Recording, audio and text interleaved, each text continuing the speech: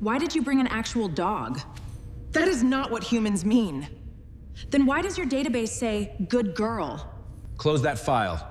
Right now. Too late. I already started the test. You started what test?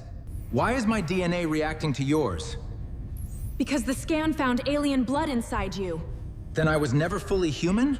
I run 3 sweeps every night. First at 2:12, second at 2:48, third at 3:19. The timing is deliberate, staggered to catch debris building in the secondary baffles before it gets bad enough to affect the morning flow. The first sweep handles the upper slopes. The second hits the sediment traps. The third goes through the intake bays. Bay 7 sits at the far end of the eastern arm. Its job is overflow management during the seasonal surge when the primary channel runs too high. Bay 7 takes the extra. The other 9 months it sits dormant, gates locked, water low, quiet in the way that dormant infrastructure is always quiet. I had not found anything significant in that bay in 14 months. A couple of water birds, a piece of equipment housing that had fallen off someone's canal-side loader. Once, a flotation marker from 3 systems over that must have traveled an unreasonable distance to end up in a dry agricultural moon's secondary intake. At 3:0,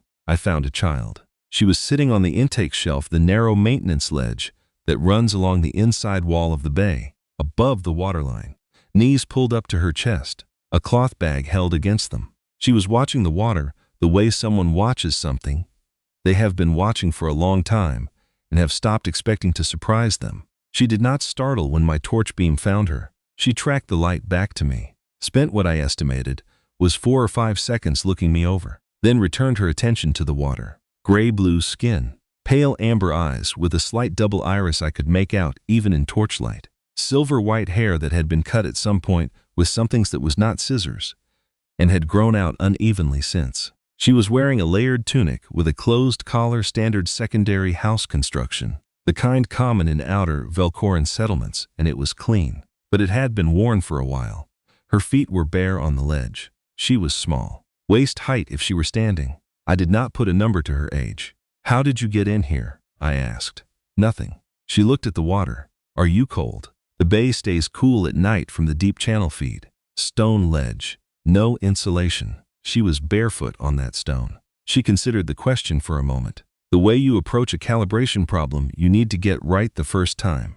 Then she said, in careful, compact standard with an outer corridor, Velcoran accent I placed as somewhere not currently on the settlement maps. Yes, that was all. No performance. No reaching for anything from me. Just an accurate answer to a question she had been asked. I filed that. I climbed down to the maintenance ledge. It is lower than it looks from the bay walkway, and you have to drop onto a surface that is always damp. I sat down at what I judged a reasonable distance, maybe 2 arm lengths, and turned my torch toward the water instead of at her. "How long have you been here?" She thought about this longer than she had thought about the cold question. "Since the secondary surge," she said, when the gates opened. The secondary surge had run at 19:40. That was 6 hours and 20 minutes ago. "Are you hungry?" "Yes," same tone. Same precision, and underneath it, the way certain readings carry the whole story of what they are measuring. The answer to an older and larger question she had not been asked. I reached into my jacket pocket and took out the grain ration bar I carry for the long night sweeps. I set it on the ledge between us. Did not offer it, just set it where she could reach it if she chose to, then kept my eyes on the water. About 40 seconds later, she picked it up. I did not watch her eat. I opened the Article 14 intake form on my relay terminal. Standard welfare flag, unaccompanied minor found in a controlled infrastructure space. Station 7 is a Class 2 registered compact canal facility, and I have been its sole operator for 3 years. My registration numbers were in order. I filed the intake at 3:18. I did not leave Bay 7. I sat on that ledge until the eastern sky through the bay's upper vent grills shifted from black to gray to the specific pale ochre this corridor moon does at dawn, a long horizontal band of copper and sand before the primary star clears the ridge. The child ate the grain bar. When she finished, she folded the wrapper and set it on the ledge with the kind of precision that comes from having learned to keep things tidy when there is not much space. Then she went back to watching the water. Somewhere in the second hour, she pointed at the eastern baffle gate and said, "That gate seals at a different angle than the others." 7 degrees off, I said. The anchor bolt sheared 2 years ago. I packed the gap with composite sealant. But the geometry is permanent now. It holds to within 3% of rated capacity. She looked at the gate for a while. The sealant will degrade faster at the asymmetric load point. Southeast face. Yeah, inspected every 6 weeks. She absorbed this. I had the sense she was building something in her head, a model of the place, what it needed, how it was being managed, assembled from individual observations, the way you build a hydraulic calculation from field measurements. Patient, methodical, not building it toward any purpose yet, just building it because that was the kind of mind she had. Sometime in the 3rd hour, she said, "What is this place?" "Water management, intake, storage, distribution for the agricultural ring on this part of the moon. You run it alone?" "Yes." She was quiet again. Then, "Why?" I thought about it before I answered. "Because I know how," I said, "and because it needed running." She filed that the same way she had filed everything else. At 5:31, I climbed back up to the bay walkway and reached a hand down to her. She looked at my hand. For 2 seconds I was already learning to recognize the interval she used before decisions, and then she took it. Her grip was firm, not frightened, not relieved. The grip of someone who has decided a thing and is doing it. I helped her up. She was lighter than she looked. She settled her cloth bag over one shoulder. "My name is Sen." I told her. "What's yours?" "Sale," she said. "Velcorin, secondary house. Core branch." She said it the way you say something you have been required to say many times and have learned to say efficiently. "All right," I said. "Come eat something proper." She followed me along the eastern walkway to the operations room. I made grain paste on the single burner unit while she stood at the canal maps on the wall and studied them with the attentive quiet of someone who reads maps the way other people read books. I did not narrate the maps for her. She did not ask me to. We ate. She had the second bowl. That was the first morning. She had been in transit for 11 days. I learned this across the course of the morning, not through a single account but through answers to questions I asked carefully and at intervals. So I was not handing her another form to fill out. She had clearly filled out enough of those. The cargo routing error was not a mistake. Someone had deliberately remanifested her transit capsule as agricultural calibration equipment.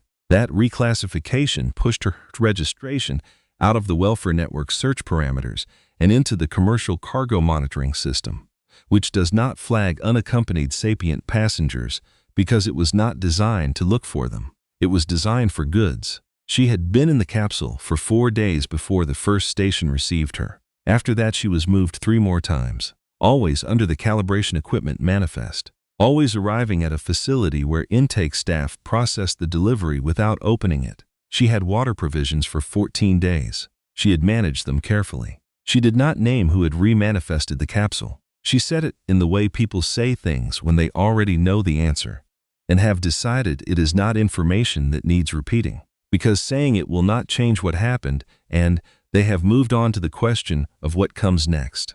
I respected that. I noted in my intake records that the remanifesting had occurred. I did not record the inference about who had done it. That inference was mine to draw. The records were Station 7's to hold. After lunch, she asked if she could look at the canal maps more closely. "Yes," I said. She spent the next 2 hours at the wall. She asked me the names of the channel segments. She asked what the current gauge readings at the intake markers were. When I told her, she went to the secondary terminal, used the login I gave her, and cross-referenced them against the map positions without asking me to explain how. She had already worked out the system architecture from the maps. At 16:0, she said, the eastern secondary channel is running lower than the gauge reading suggests. This section, she pointed to the lower eastern's spur the line that supplies the third ring agricultural settlements. Junction 4, I said, siltation pocket developing. I've been watching it. Needs clearing before the surge season. She traced the route with one finger. The upstream flow would compensate if you adjusted the intake gate on the primary berm, but only if you do it before the Dow cycle closes the gradient. I checked the gradient chart. She was correct. The window was 40 minutes. I adjusted the intake gate. The eastern secondary channel's gauge reading moved 2 points toward its correct value. We watched the gauge together until it settled. She looked at me. Better. Yes, I said. Better. That was the first time she had looked directly at me since Bay 7. I did not make anything of it. I went back to the calibration log. That evening I set up the cot in the equipment storage room, the only other sleeping space at Station 7, and gave her the spare thermal blanket from the emergency cabinet, a second grain ration, and the smaller of my 2 torches in case she needed light in the night. She received each of these without comment, arranged them on the cot with the same orderly precision she applied to everything, then sat on the cot's edge and looked at the torch. "You didn't leave," she said. "No, in Bay 7. You sat there until it was light." "Yes." She looked at the torch. "Why?" I gave the question its full weight before I answered it. "Because there was a child in my bay," I said. "It was dark and cold, and I had nowhere that needed me more than that." She was quiet for a long time. Then she said, "The others didn't." I did not ask her to explain that. I already understood it from the timestamps and the 11 days and the remanifesting and the carefully managed water provisions. "I know," I said.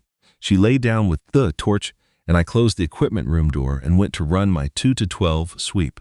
She fell into the station's rhythms the way water finds its gradient without announcement, following the shape that was already there. By the 3rd morning, she was awake before me and had already logged the overnight gauge readings from the secondary terminal by the time I came through for the sweep check. She had not asked whether she should. She had watched me do it the 2 mornings before, recognized it as a task that needed doing, and did it. I checked her logged figures against mine, accurate to the 3rd decimal place. We worked through the morning, she at the secondary terminal, me at the primary running the day's calibration sequences. She did not ask me to walk her through the sequences. She watched me do the first one, asked 2 questions at precise moments, and completed the second one herself. I checked her work. It was correct. That morning she had found Junction 4's upstream contribution to the sediment problem without my mentioning it. She had been tracking the flow variance in 3 gauge readings above the junction, and noticed the variance pattern did not match a standard downstream accumulation model.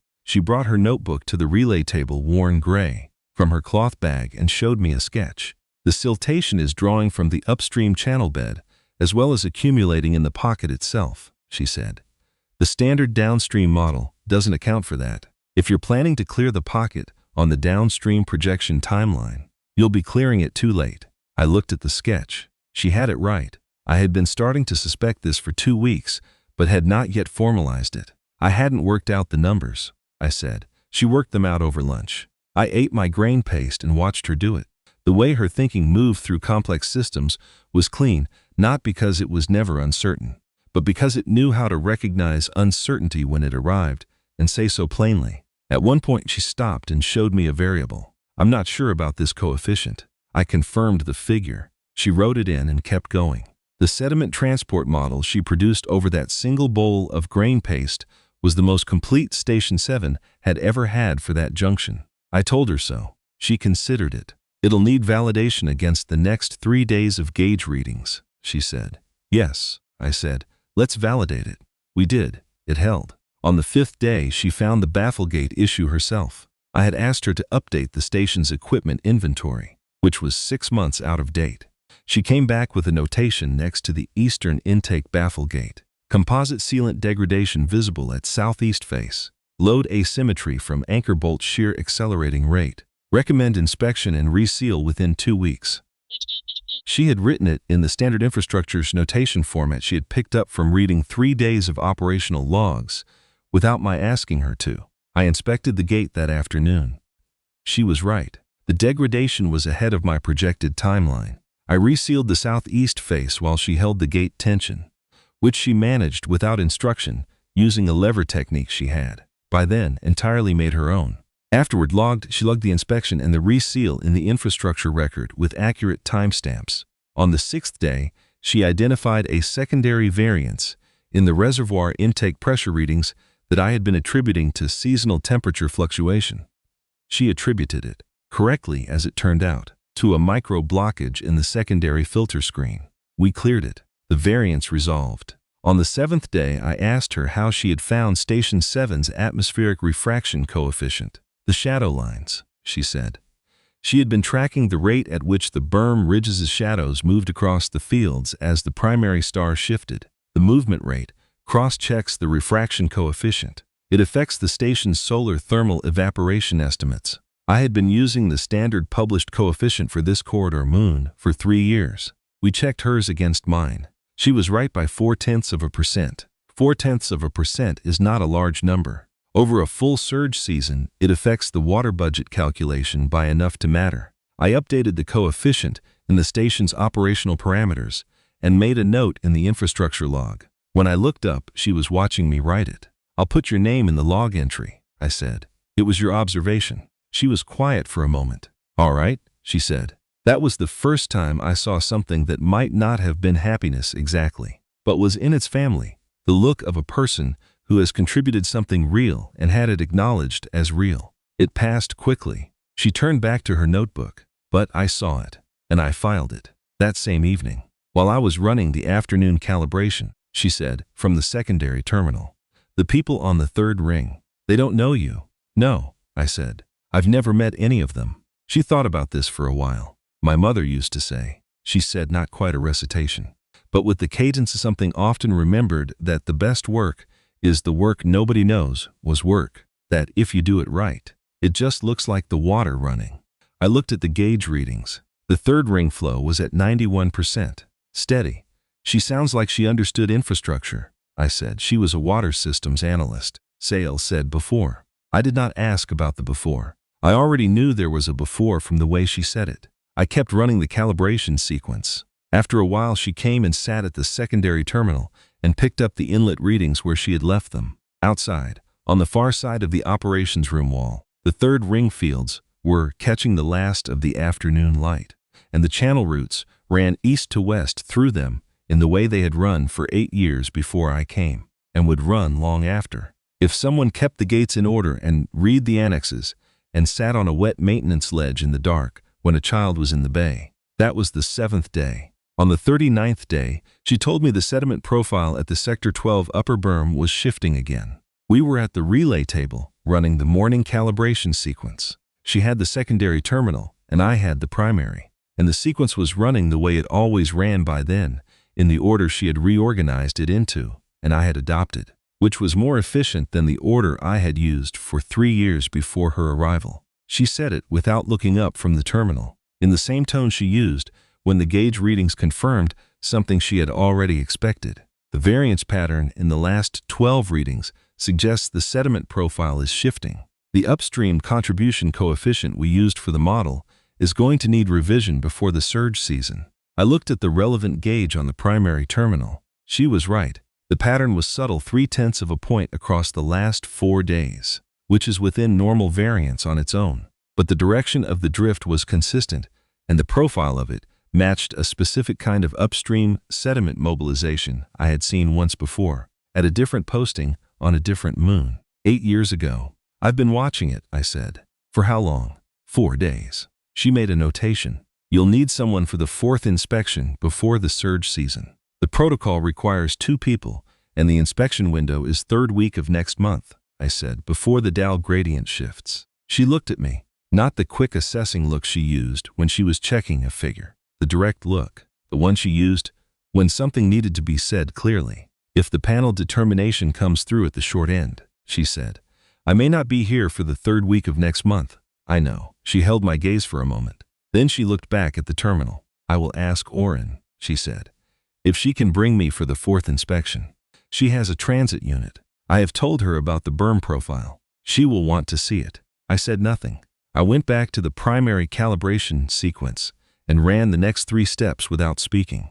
And she ran the secondary sequence, and the station ran around us the way it always ran.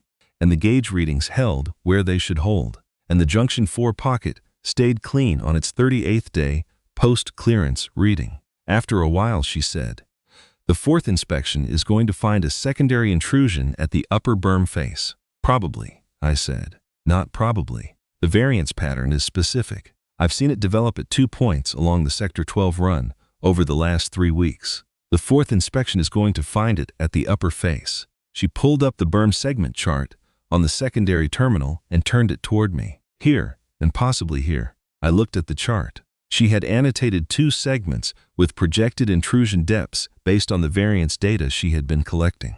The annotations were more detailed than anything in my own berm inspection files. She had been building this for weeks without my asking her to. "If you find it at both points," she said, The range coefficient for that segment is going to underperform at surge peak. You'll need to address both before the surge season starts. Yes, that is a half-day job with 2 people working the protocol correctly. Yes, Oren can work the protocol, she said.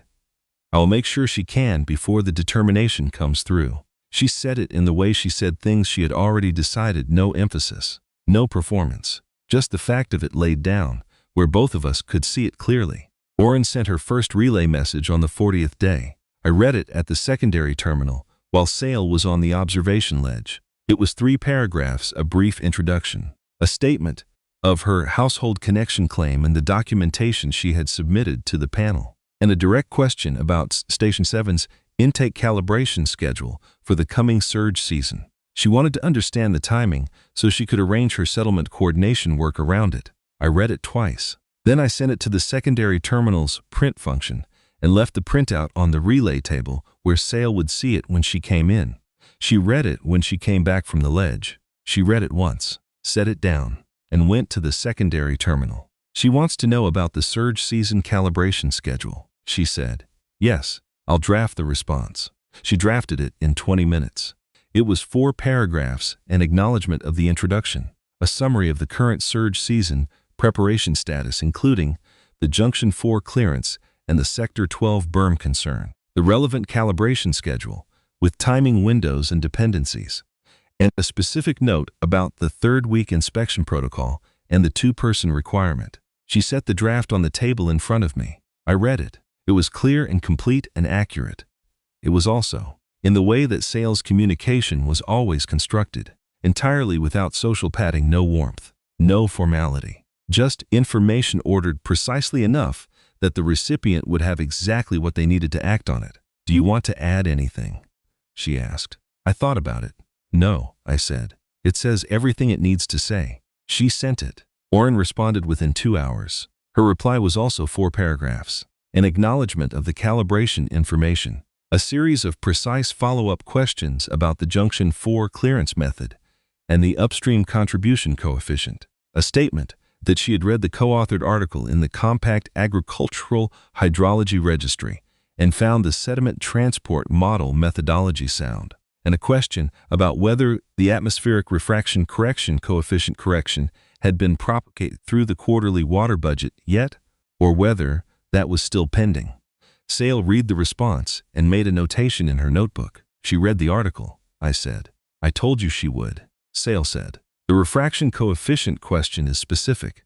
She studied the pressure dynamics under my mother for 4 years, Sale said. She knows what the coefficient correction means for the water budget. She answered Oren's questions in a second draft that ran to 6 paragraphs. When she set it on the table for me to review, I read it and found that she had included, in the 4th paragraph, a description of the lever technique she had developed for the flow gate management at the baffle gate inspection. The description was detailed enough to be reproduced by someone who had not seen it done.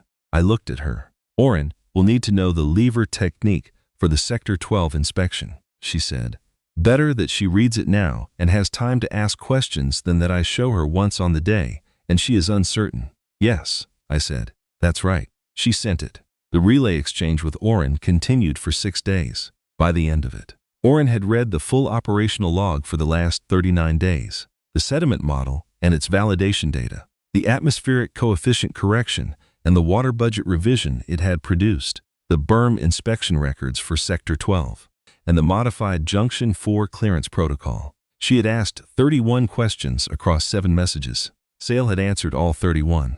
I had added notes to 4 of the answers where my operational history provided context that the data alone did not supply. On the 6th day, Oren sent a message that was 2 paragraphs. The first paragraph confirmed her welfare panel documentation was complete and that the panel had indicated a determination date in the coming 2 to 3 weeks. The second paragraph said simply that she was grateful Sale had ended up at Station 7, that the work Sale had described, and the way she described it, was the clearest indication Oren had seen in 11 days of searching that Sale was all right. Sale read this twice. Then she set the message down and looked at the canal maps on the wall for a long time without speaking. Do you want to respond? I asked. Later, she said. She picked up her notebook and went out to the observation ledge. I did not follow. I ran the afternoon calibration sequence at the primary terminal and let the station be quiet around me, and outside the fields caught the afternoon light in the way they always caught it. The shadow lines moving across the berm ridges in the direction she had mapped. The channels running east to west along the gradient the way they had run for 14 years. On the 44th day, she asked to see the full station operational record from before my arrival. Not the infrastructure logs, those she had already read in the first week. Looking for the standard notation format she then adopted for her own entries. The full operational record, every calibration sequence, every gauge log, every maintenance notation, every inspection report filed by every operator who had run Station 7 in its 14 years before I arrived. I gave her the access code. She spent 3 days reading it. On the third day, she came to the relay table at mid-morning, with her notebook open to a new section she had been working in. She set it on the table in front of me. The prior operator was logging Junction 9 at the standard 45-day clearance interval, she said. But the gauge readings he filed don't support that interval as optimal for this junction's geometry. The residence time on the upstream sediment contribution is longer here than the standard model assumes. The prior operator was clearing the pocket too late, every cycle, for 6 years. I looked at her notebook. She had pulled the relevant gauge figures from the prior operational record and plotted them against the standard model's predictions. The gap between what the standard model said should happen and what the gauge readings showed had actually happened was consistent across 23 clearance cycles. I had seen that pattern, I said. That's why I've been watching Junction 9. The gap isn't within margin, she said. It's 11% consistently. That's not measurement variance. That's a structural mismatch between the standard model and this junction's actual sediment dynamics. I know. I wanted 3 cycles of my own data before I changed the operational parameter. You have 2, she said. The third cycle runs out in 19 days. Yes, if the determination comes through at the short end. I won't be here for the third cycle reading. I said nothing. She looked at the notebook. The 2 cycles you have are both 11% over the standard model prediction. The prior operator's 23 cycles are all between 9 and 13% over. That is 25 cycles of consistent data from the same junction. You don't need the third cycle. I looked at the chart she had built. She was right. 25 cycles was more than sufficient to establish a structural pattern. I had been applying a 3-cycle standard designed for situations where the prior operational record was incomplete or unreliable. The prior record here was complete. It was only the prior operator's interpretation of it that had been wrong. I'll update the operational parameter, I said. I'll draft the update, she said, so you can check it. She drafted it that afternoon. It was precise and complete and referenced all 25 cycles in a summary table she built from the prior operational record. I checked it against my own analysis and found one figure I wanted to revise slightly in the summary. She revised it. I filed the updated parameter in the station's operational record. Junction 9 was now on a 39-day clearance interval, which was what the data had been saying for 6 years. On the 48th day, it rained. This moon does not rain often. The agricultural ring is irrigated from the canal network. Precisely because the precipitation cycle is insufficient for the crops, the third ring settlements grow. When it rains, it is usually a short event, 2 or 3 hours of light precipitation that the station's drainage channels handle easily, and that does not significantly affect the gauge readings. This rain lasted 7 hours. Sail had been on the observation ledge when it started. She came in when the rain became heavy enough that sitting on a stone ledge outdoors was no longer practical, and she sat at the secondary terminal instead and watched the gauge readings change as the precipitation interacted with the drainage system. I was at the primary terminal running the drainage channel flow adjustments. The 7th-hour precipitation event is not common enough that I had a fully developed protocol for it. I had handled 2 and 3 years, both shorter than this one, and both times I had managed the adjustments manually through the primary terminal. She watched me work for 20 minutes. Then she said, "The eastern secondary drainage channel is going to back up in approximately 40 minutes if the precipitation rate holds." I had been calculating the same thing. "Yes, I need to open the overflow gate on the eastern arm before that happens. The overflow gate releases into Bay 7, she said. "Yes." She was quiet for a moment. "Do you need someone at the Bay gate controls while you manage the overflow release from the primary terminal?" I did. The overflow gate into Bay 7 has a mechanical backup control at the bay level that needs to be held at a specific position during a manual release to prevent the gate from opening faster than the bay's drainage capacity can handle. I had managed it alone both previous times by switching back and forth between the primary terminal and the bay controls, which meant neither was being monitored continuously during the release. "Can you hold the bay gate at the mechanical backup?" I said.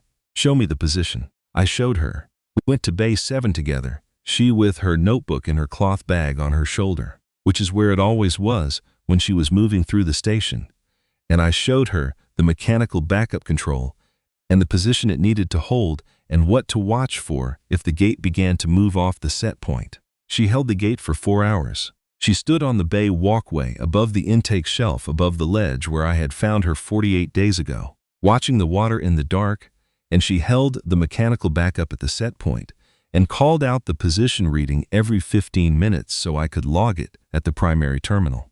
And the overflow release ran without incident, and the eastern secondary drainage channel did not back up, and the Bay 7 drainage capacity handled the overflow at the rate it was designed to handle. When the rain eased and I could close the overflow gate through the primary terminal, I went back to Bay 7 and stood on the walkway beside her. The bay was quiet. The water level was a meter above where it had been when we arrived, and it was dropping steadily as the drainage ran. The intake shelf was submerged. The inside wall where she had sat watching the water on the first night was below the surface. She was looking at it. "Different," she said.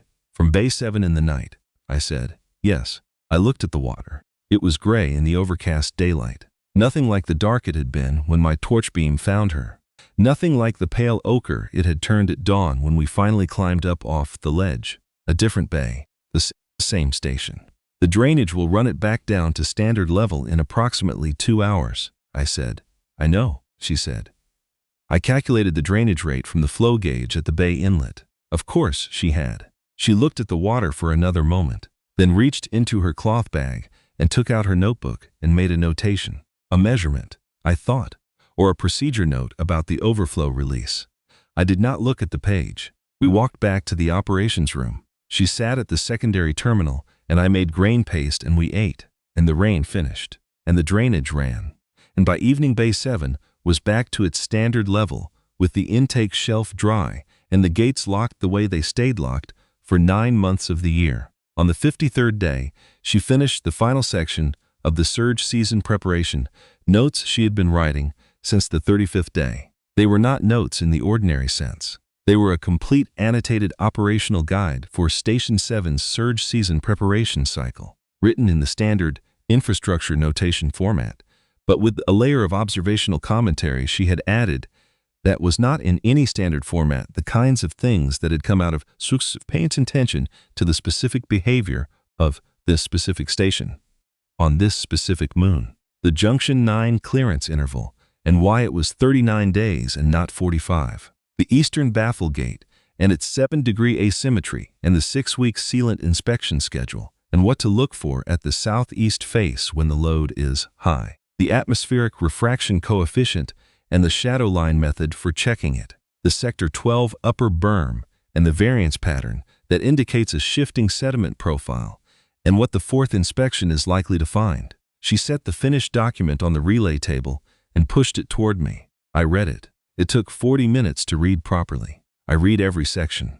I found 2 places where the observational commentary described something I had not yet seen, things she had noticed and had not yet told me she had noticed, which meant she had been carrying them in her notebook, waiting until the document gave her a place to put them. "This is complete," I said, when I had finished. "It is accurate as of today," she said. "It will need updating after the 4th berm inspection." "Yes, and after the Junction 9 third cycle reading, even though the parameter is already updated. The 3rd cycle data should be added to the document's reference table." "Yes," I said. "I'll add it." She looked at the document on the table between us. "I have told Oren to ask you for this document when she comes. She has read the co-authored article and the relay exchange. But this document has things that are not in either of those." "I'll give it to her," I said. She nodded. She picked up the document and took it to the secondary terminal and filed it in the station's operational record under a new category she created and labeled. in the standard notation format. Station-specific observational reference. First entry. Then she went to the observation ledge with her notebook. I sat at the primary terminal and looked at the new category in the operational record for a long time after she left. In 14 years of station records, there had not been a category by that name. There had been infrastructure logs and calibration records and maintenance reports and inspection files, all of it in the standard format, all of it accurate and complete and entirely devoid of the kind of knowledge that lives in the observation rather than the measurement. The category was there now. The document was in it. I went to make grain paste. The permanent welfare determination arrived on the 58th day. It came through the standard panel relay at 7.14 while I was running the morning inlet calibration. The relay notification sounded on both terminals simultaneously. I finished the calibration step I was on before I looked at the notification, not from habit this time, or not only from habit, but because I knew what the notification was and I wanted to finish the calibration step correctly before I read it. The determination ran to 11 pages. I read it at the primary terminal while the morning light came through the operations room windows and the gauge readings held steady on the secondary terminal and outside, on the observation ledge. Sale was adding a variance reading to the dataset she had been building since the third week. The relevant section was on page 3. Oren had filed her household connection claim on day 14 of the Article 14 registration. The claim was for extended family guardianship. She was 47 years old, a registered agricultural settlement coordinator, currently resident in the third ring settlements that Station 7's canal system supplied. The claim was valid on its face and supported by 3 years of co-registration documentation and a welfare advocate endorsement filed on day 19.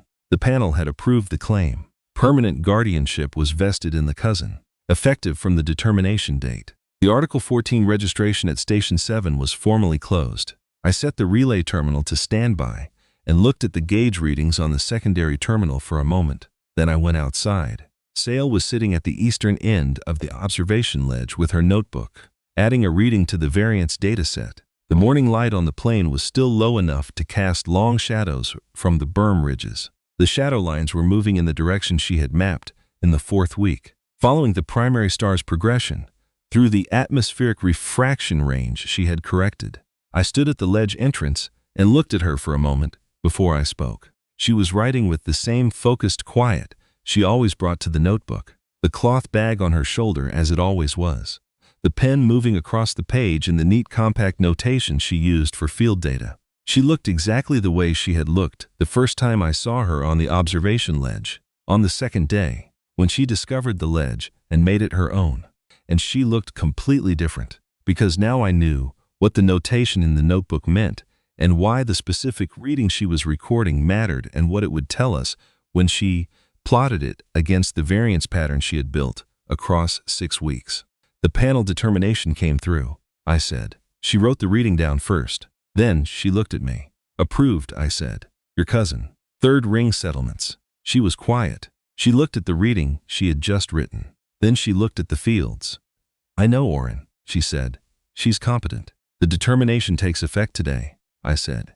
She'll have received the notification as well. Yes, she looked at the notebook. 51 pages of variance data, not counting the sediment model and the Junction 9 work and the station-specific observational reference document and the surge season preparation guide and the atmospheric coefficient notes and the shadow line maps and everything else the notebook contained that I had not seen and that she had been building every day since Bay 7 with the worn gray cover and the pen she kept in the cloth bag alongside everything else she had arrived with and everything the station had added to it since. She closed the notebook and put it in the cloth bag. She picked up the bag and settled it on her shoulder and stood. She looked out at the plane for a long time without speaking. I looked at it with her. The tertiary channel on the far left was running at target gradient.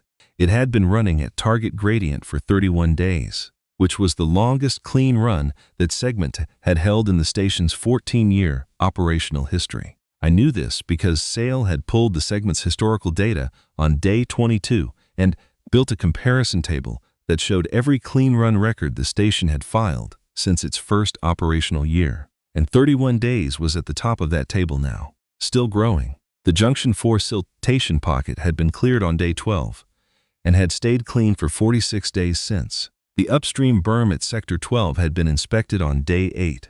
The secondary sediment intrusion she had called at the 7th marker had been addressed. The Sector 12 readings had been clean for 50 days. The atmospheric refraction coefficient had been corrected. The quarterly water budget had been updated to reflect it. The Junction 9 clearance interval had been revised to 39 days based on 25 cycles of consistent data from this specific junction's geometry. The eastern bafflegate composite sealant had been resealed at the southeast face on day 5. The secondary filter screen blockage had been cleared on day 6. The station-specific observational reference document was filed and in the operational record. The surge season preparation notes were filed. The co-authored article was in the Compact Agricultural Hydrology Registry. The variance dataset for the Sector 12 upper berm was 51 pages and still technically open, though the notebook that held it was now in the cloth bag on Sale's shoulder as she stood on the observation ledge looking out at the plain on the 58th day. The third ring settlements were receiving 91% of their rated water allotment. I wanted to get it to 95 before my license period ended. With the Sector 12 berm work Sale had identified, I thought we might.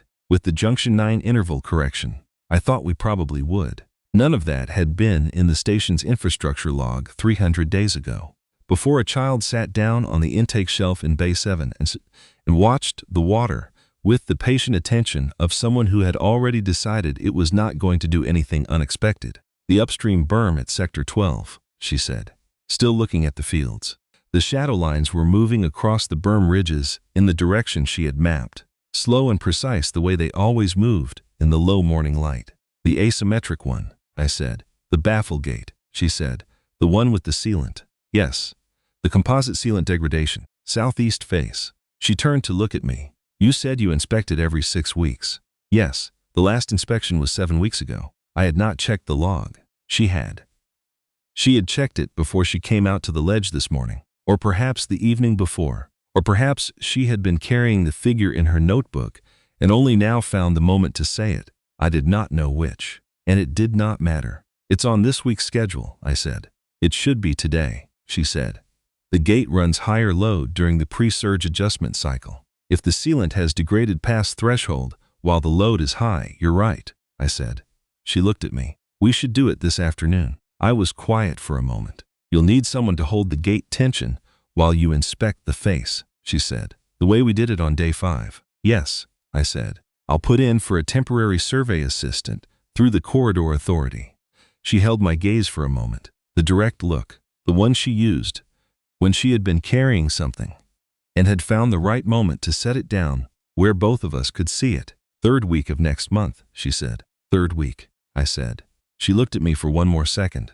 Then she turned and walked off the observation ledge toward the landing pad access path, where Orin's transit unit would come in from the 3rd ring settlements sometime in the next hour or 2. I watched her go. She walked the way she always walked through the station with the cloth bag on her shoulder and her notebook, presumably inside it, and her bare feet. Though today she was wearing the station's secondary footwear I had given her in the 2nd week, which fit adequately but not well, and which she wore without complaint. She walked past the eastern channel flow indicators without looking at them, because she had already looked at them this morning and knew what they read and did not need to look again. She walked past the equipment storage room door, the room where she had slept on the cot with the spare thermal blanket and the smaller torch for 58 nights without slowing. She walked to the landing pad access path and turned onto it, and the operations room building came between us. And then I could not see her anymore. The morning light was crossing the plain in long copper bands,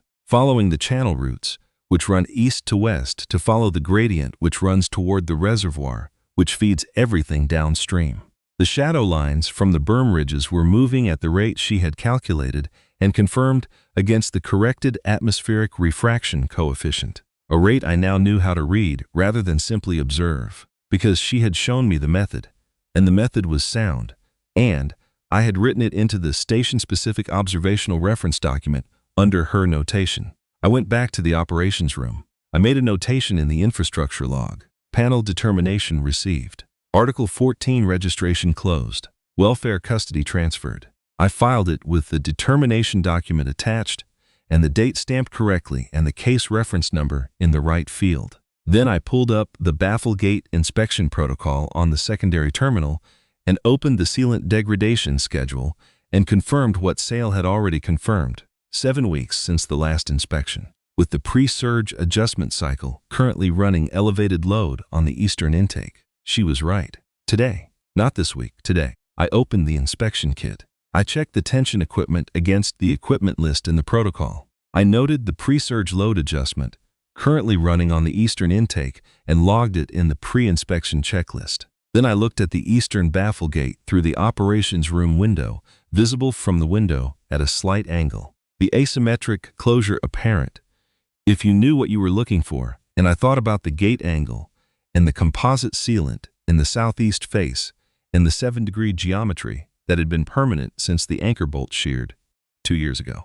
Then I looked at the empty second chair at the relay table. Then I looked at the morning on the plane. There is a specific silence to this station that I had not noticed before the 5th day when Sale asked me a question about the 3:19 sweep, and I answered it and then understood from the quality of what came after that the silence had been different before. Not wrong before, just different. The way a room is different after you have taken a measurement and corrected a coefficient by 0.4%. Still the same room, more accurate than it was. I had thought about this many times in 58 days and not found a way to say it that was complete. The nearest I had come was the word she had written in Old Velcorin on the observation ledge, the one I had looked up at 2:48 on the 6th day, while she slept in the equipment room with the spare thermal blanket and the smaller torch. A place that does what it says it does.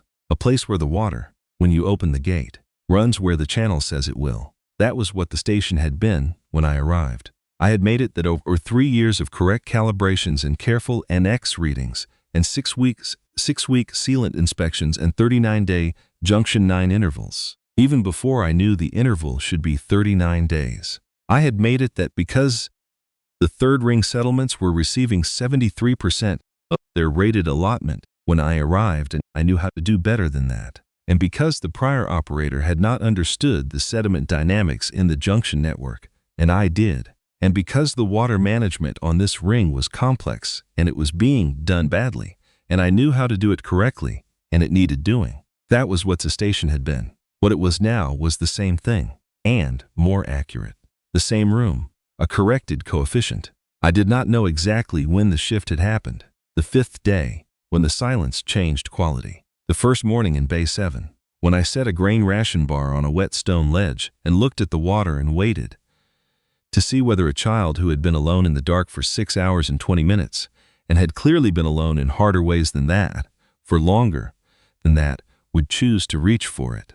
Day 28, when I wrote both our names on the article, and she said 50-50, alphabetical by surname, Senville Sale, and made a notation in her notebook. Day 48, when she stood on the Bay 7 walkway above the submerged intake shelf in the middle of a 7-hour rain event, and held a mechanical gate control at a set point for 4 hours and called the position reading every 15 minutes in careful, compact standard while I logged it at the primary terminal. I did not know which of those moments it was. I thought it was probably not a single moment at all, but an accumulation. The way sediment accumulates not in one event, but through the consistent, daily deposit of small quantities that add up over time to something that changes the junction's behavior entirely. The way the Junction 4 pocket built, the way the Sector 12 berm shifted, gradual and then present, and the gauge readings showing something different from what they showed before. And you either understand what the readings are telling you,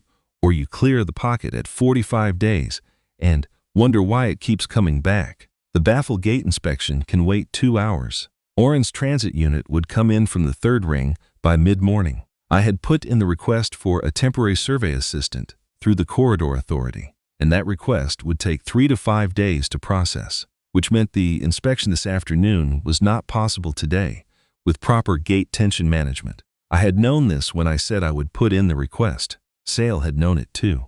She had said 3rd week of next month, and I had said 3rd week, and we had both known what that meant, and neither of us had said it out loud, because there are things that are true and do not need to be said out loud to be real.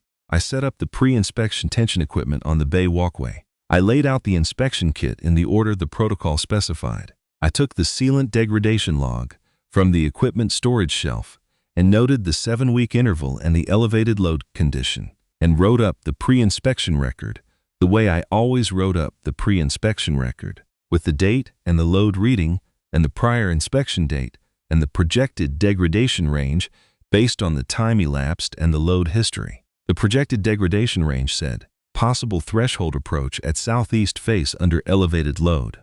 Inspect immediately. I noted it. I set the inspection kit where it would be ready. Then I went back to the operations room and boiled water for the grain paste and made enough for 2. I looked at the second bowl for a moment. I thought about it in the same way I gave everything its full weight, before I decided not the cold question, not the before question, but the question of whether the action was accurate to the situation as it actually was and not as I might prefer it to be. She was not here. The paste would not keep. I put the second bowl back in the cabinet. I ate alone at the relay table the way I had eaten alone at the relay table for 3 years before the 58th day, except that the relay table had a second chair now that it had not had when I arrived, because Sale had used the operations room storage stool as a second chair on the 3rd morning when she came to the relay table to show me her first sediment sketch, and I had moved the stool to the relay table permanently on the 4th day because she used it every morning.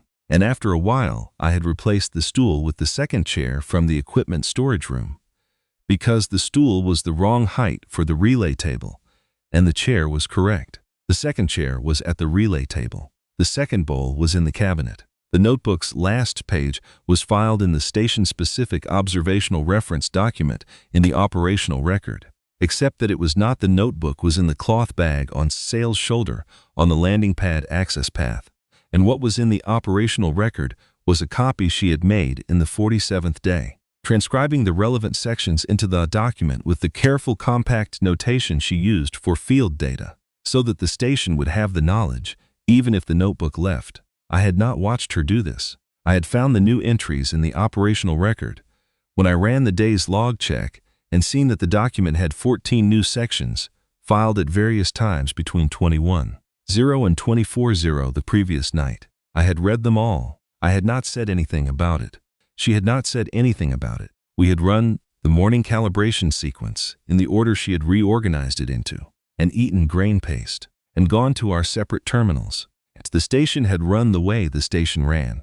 At 9:17 the movement alert triggered on the relay terminal. A mid-range transit unit, registered to a 3rd ring settlement coordinator, approaching from the southwest on the service road access route. Estimated arrival at the landing pad, 11 minutes. I finished the bowl of grain paste. I washed the bowl and the pot and put them in the cabinet beside the second bowl, which would stay in the cabinet until the 3rd week of next month, when I would take it out and make grain paste for 2 again, because Sale had said 3rd week and I had said 3rd week, and she was competent and methodical, and she did not say things she did not mean. I went out to the landing pad. The transit unit came in from the southwest at the angle that approach required, clearing the eastern berm ridge by the standard margin and settling onto the landing pad with the particular sound that mid-range settlement coordinator transit units make, which is quieter than administrative vessels and more direct. Oren cut the engine while the unit was still settling. She was out of it before the dust had finished rising. She was taller than I had imagined from the relay exchange. Older too. Or not older, but more present, the kind of person whose age reads in the way they move through a space rather than in their face. She was wearing the standard outer ring settlement coordinator work clothes, practical and worn in the right places, and she was carrying a small document case and nothing else. And she looked at the station the way Sale had looked at the canal maps on the first morning, taking inventory, building a model, finding where the load points were. She found me standing at the landing pad edge and walked toward me with the directness of someone who does not use distance as social management. "Senville," she said. Not a question. "Yes," I said. "Oren." She looked at me for a moment. The same amber eyes as Sale, a shade deeper, the same quality of assessment, the same interval, before she spoke, shorter than Sale's characteristic interval, but recognizable. "She's all right," Oren said. It was not quite a question and not quite a statement. The way you say something you have been needing to confirm for 58 days. She is, I said. She's been working. Something shifted in Oren's face, not quite the thing I had seen in Sale's face on the day I wrote her name in the infrastructure log, but in the same family. She looked at the station building, the observation ledge, the eastern berm running toward the ridge in the morning light. I know, she said. I read the article. The variance data set is hers, I said. Most of the sediment model methodology is hers. The atmospheric coefficient correction and the shadow line method are entirely hers. Oren looked at the berm ridges, casting their morning shadows across the fields. She looked at them for a moment, in the specific way you look at something you now understand differently than you understood it before. I know, she said again. I read the document she filed in the operational record, the station-specific observational reference. Yes, she looked at me. She wrote 37 pages of observational notes about a water management station in 6 weeks. 41, I said. The last 4 sections were filed on day 47. Oren was quiet for a moment. Then she said, "Where is she?" "Landing pad access path. Last I saw. She knew your arrival window." Oren looked at the access path.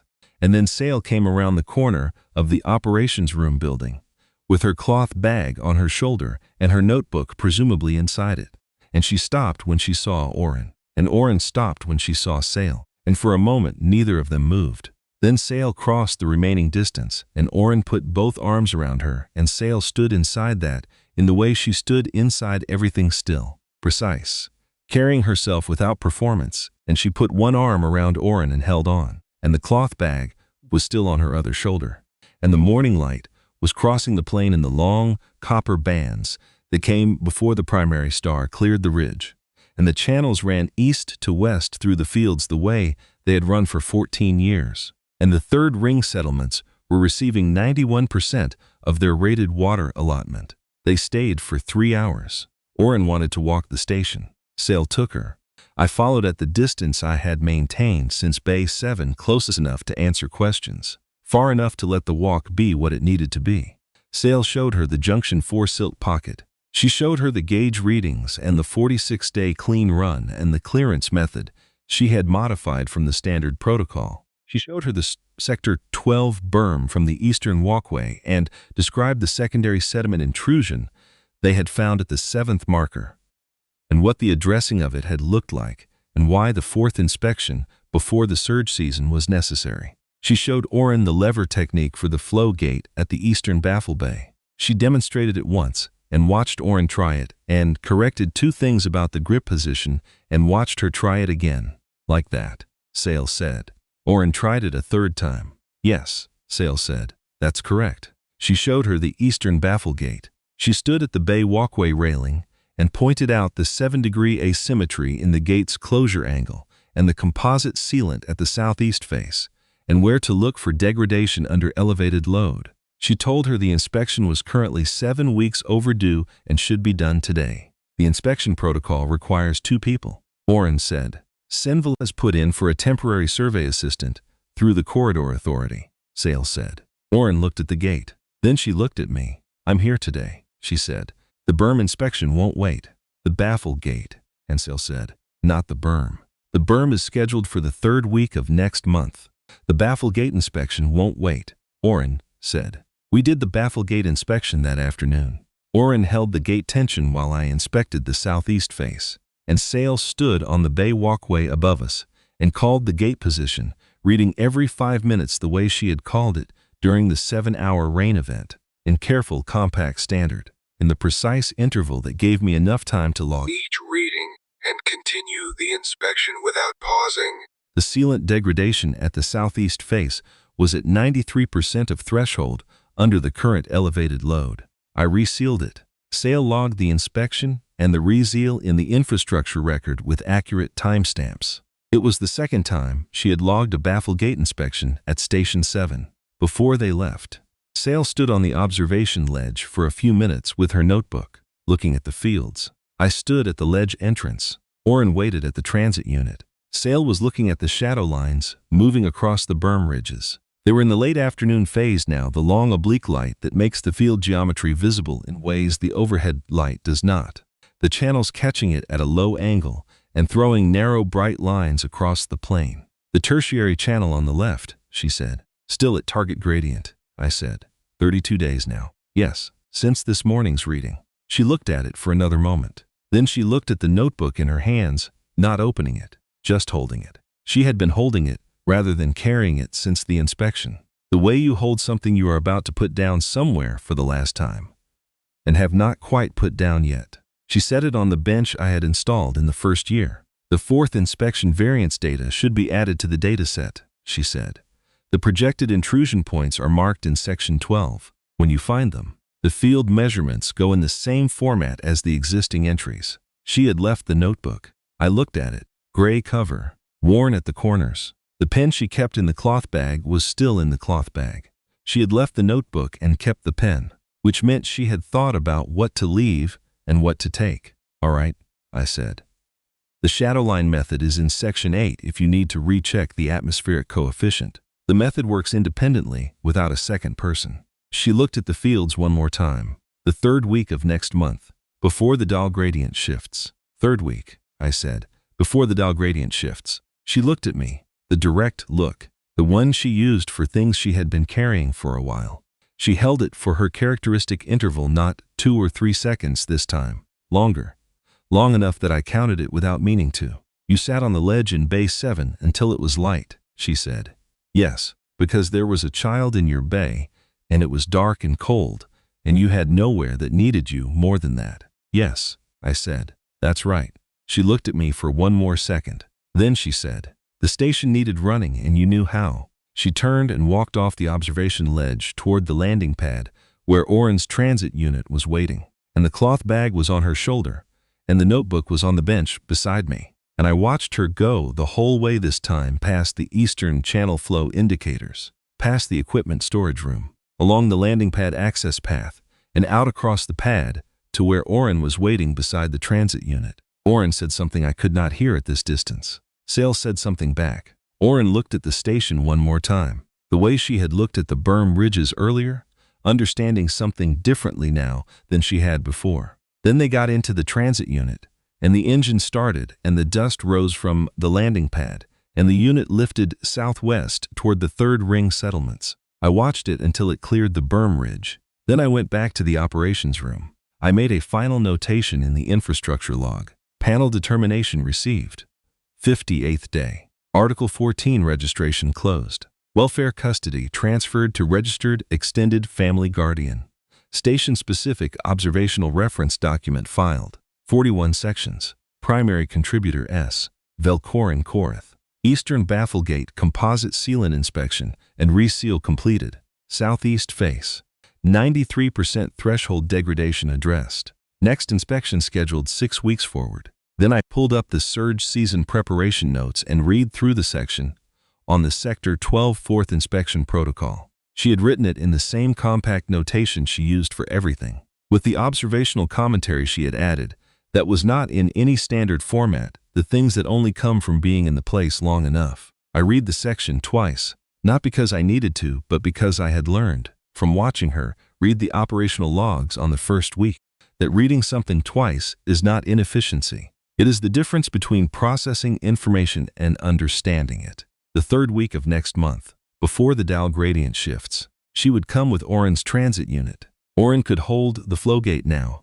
Sale had shown her the lever technique and corrected her grip position and confirmed the result, which was the same thing Sale did with every procedure she passed to someone else. Thorough in the transfer the way she was, thorough in everything. I would inspect the berm face. We would find the secondary intrusion at the 2 annotated points in section 12 of the notebook and address them. And the sector 12 drainage coefficient would hold through the surge season. And the third ring settlements would receive whatever percentage above 91% we could get to it before my license period ended. 95, maybe more. I went to make the evening grain paste. 1 bowl. I boiled the right amount of water for 1 bowl, and I used the correct amount of grain for 1 person, and I did not look at the cabinet where the second bowl was, because it was the right amount of water and the right amount of grain, and she was not here, and the paste would not keep. I ate at the relay table. The notebook was on the bench on the observation ledge. Outside in the evening air, which was cooling the way the evening air cooled after the primary star cleared the ridge, and the fields went from copper to gray. I would bring it in after I ate. I would put it in the operations room on the relay table where the secondary terminal was, so it would be at hand for the variance data section 12 entries when the fourth inspection ran. The second chair was at the relay table. The station was quiet in the way it had been quiet before the fifth day, except that it was not, because the coefficient had been corrected, and the silence was more accurate than it had been before. And that accuracy does not go away when the person who created it leaves. It is in the gauge readings now. It is in the operational parameters in the infrastructure log and the 41 sections of the station-specific observational reference document and the sediment model in the compact agricultural hydrology registry under both our names. It is in the 32-day clean run on the tertiary channel and the 46-day clean run on junction 4 and the 50-day clean run on sector 12 and the corrected junction 9 interval and the updated water budget and the recalibrated surge season preparation notes. It is in the way I now read the shadow lines in the morning. It is in the second chair. The next morning I ran the 3 sweeps 212, 2.48, 3.19, the upper slopes, the sediment traps, the intake bays. I went through bay 7 last, the way I always did. The intake shelf was dry. The gates were locked the way they are for 9 months of the year. The water level was low and still, and not doing anything unexpected. I stood on the bay walkway for a moment with my torch and looked at the shelf below. Then I ran the rest of the sweep and went back to the operations room and brought the notebook in from the observation ledge and set it on the relay table at the secondary terminal, where it would be ready. And I boiled water for the grain paste. And the station ran the way the station ran. The water goes where the channel says it will. If you read the annexes and keep the gates in order, and if you sit on a maintenance ledge in the dark until the sky comes light, because there is a child in your bay, and you have nowhere that needs you more, that is the whole of it. That is all there is. The third week of next month, before the Dal gradient shifts. It is enough.